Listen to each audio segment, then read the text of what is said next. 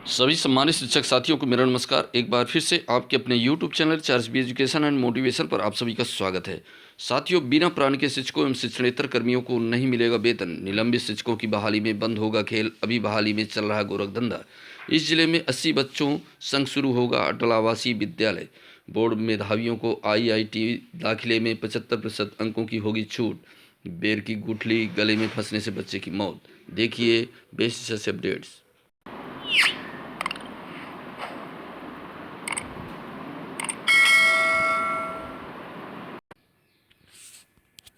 अब बोर्ड मेधावियों को IIT दाखिले में 75% अंकों से होगी छूट। IIT और NIT में दाखिले के लिए 12वीं कक्षा में 75% अंकों की अनिवार्यता वाले नियम में छूट दी जा सकती है।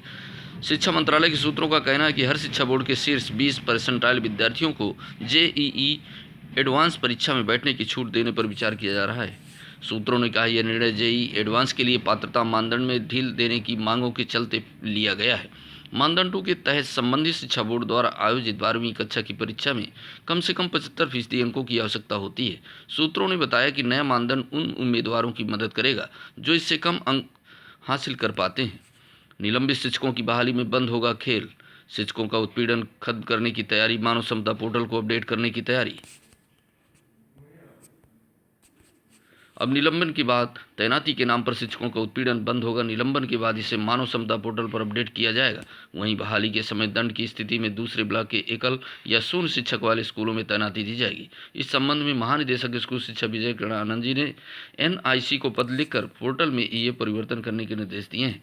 उन्होंने कहा कि बेस शिक्षा अधिकारी जिस दिन निलंबन का आदेश जारी करेंगे उसी दिन पोर्टल पर सस्पेंड कर ट्रांजैक्शन कर BSA द्वारा वेरीफाई किया जाएगा। शिक्षक की सर्विस बुक में इसकी एंट्री स्वतः अंकित होगा। जब शिक्षकों का वेतन बनेगा तब निलंबन की एंट्री स्वतः दिखेगी और अधिकारी को इसके लिए कोई अलग से एंट्री नहीं करनी पड़ेगी। वेतन भुगतान के लिए निलंबन अवधि का 50, 70 और 0% वेतन का विकल्प भी रहेगा। निलंबन के बाद बहाली का आदेश भी पोर्टल पर अपडेट किया जाना है। बहाली का विवरण अंकित। अभी बहाली में चल रहा है गोरख धंधा। बिना किसी दंड के बहाली की स्थिति में उसी विद्यालय में तैनाती दी जाएगी, जबकि लघु दंड के रूप में उसी ब्लॉक के सबसे अधिक आवश्यकता वाले विद्यालय और दीर्घ दंड में दूसरे ब्लॉक या जिले के किसी एकल या शून्य शिक्षक वाले स्कूल को चुना जाएगा। ये आवंटित स्कूल संबंधित शिक्षक के बहाली आदेश और सर्विस बुक में स्वतः अंकित हो जाएगा। विद्यालय आवंटित करने के लिए शून्य शिक्षक, एकल शिक्षक और 2 शिक्षक वाले स्कूलों की सूची होगी। अभी तक शिक्षकों की बहाली के नाम पर खूब खेल चलता है। आपसी साठगांठ से शिक्षक खुद निलंबित होते हैं और बहाली अपने मनचाहे स्कूलों में ले लेते हैं। वहीं कई बार निलंबन के बाद बहाली के लिए भी शिक्षकों को दौड़ाया जाता है। वह वेरीफाई होने के बाद यह सर्विस बुक में स्वतः अंकित हो जाएगा। दिसंबर माह का वेतन शिक्षकों एवं शिक्षणेतर कर्मियों को नहीं मिलेगा। नई अंशदान पेंशन योजना के तहत 1 अप्रैल 2005 से उसके पश्चात नियुक्त परिषदीय शासकीय अशासकीय शिक्षणेतर कर्मचारियों को प्राण आवंटन कराए जाने के लिए वित्त एवं लेखाधिकारी व्यय शिक्षा विभाग अमित मोहन मिश्र जी ने जिले के सभी खंड शिक्षा अधिकारियों शासकीय सहायता प्राप्त विद्यालयों के प्रबंधकों एवं प्रधान अध्यापकों को पत्र भेजा है। बिना प्राण आवंटन के शिक्षकों शिक्षणेतर कर्मचारियों को वेतन नहीं मिलेगा। सचिव बेसिक शिक्षा परिषद के आदेश के अनुपालन में जारी किया पत्र।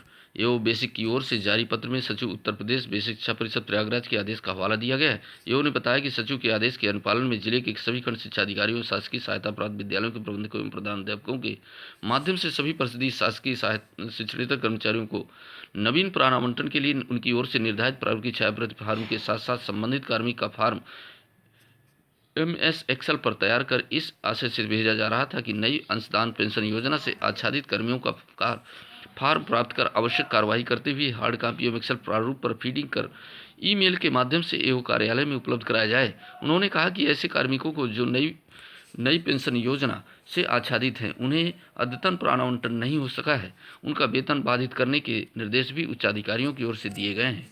एओ ने अमित मोहन मिश्र ने सभी खंड शिक्षा अधिकारियों और शासकीय सहायता प्राप्त विद्यालयों के प्रबंधकों एवं प्रधान अध्यापकों से कहा है कि अपने विकास क्षेत्र विद्यालय के से संबंधित कार्मिकों को निर्देशित करते हुए NPS योजना के लाभों से अवगत कराते हुए उनके फार्म प्राप्त कर आवश्यक कार्रवाई करते हुए हार्ड कॉपी एक्सेल प्रारूप फीडिंग करते हुए ईमेल के माध्यम से वो कार्यालय में 10 जनवरी तक उपलब्ध कराने को कहा है, जिससे वेतन का भुगतान कार्रवाई सुचारू रूप से की जा सके।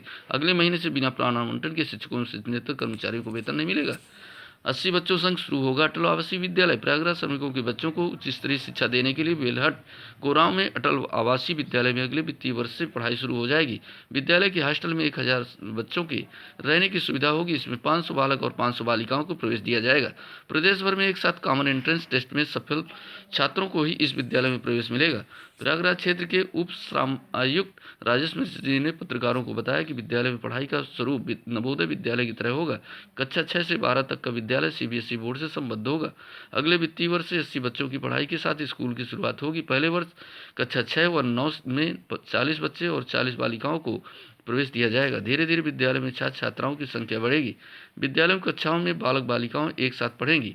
दोनों के रहने का छात्रावास अलग होगा। प्रदेश में एक साथ कॉमन इंट्रेंस टेस्ट होने के बाद प्रयागराज के विद्यालयों में मंडल के जिलों में छात्र छात्राओं को प्रवेश मिलेगा।